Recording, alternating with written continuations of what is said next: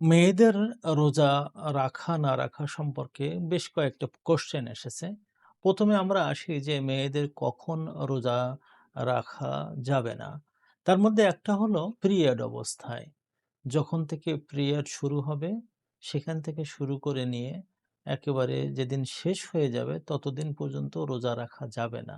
তবে তার কাজাটা বছরের যেকোনো সময় করা যাবে। এই ক্ষেত্রে আমাদের আয়েশা সিদ্দিকা রাদিয়াল্লাহু তাআলা আনহা তিনি মনে করতেন যে শাওয়ালের রোজা যেহেতু একটা সুন্নাহ রোজা, তো উনি শাওয়ালের সুন্নাহ রোজা রাখতেন।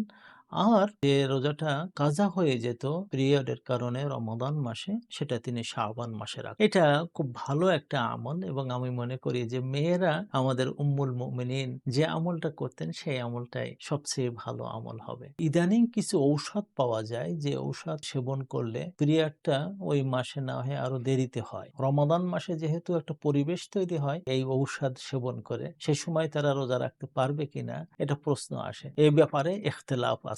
তবে বেশ কয়েকজন আলেমের বক্তব্য দেখলাম, যদি কারোর সমস্যা হয় তাহলে তারা এই ধরনের ঔষধ ব্যবহার করে পিরিয়ড বন্ধ করে রোজা তারা রাখতে পারবে।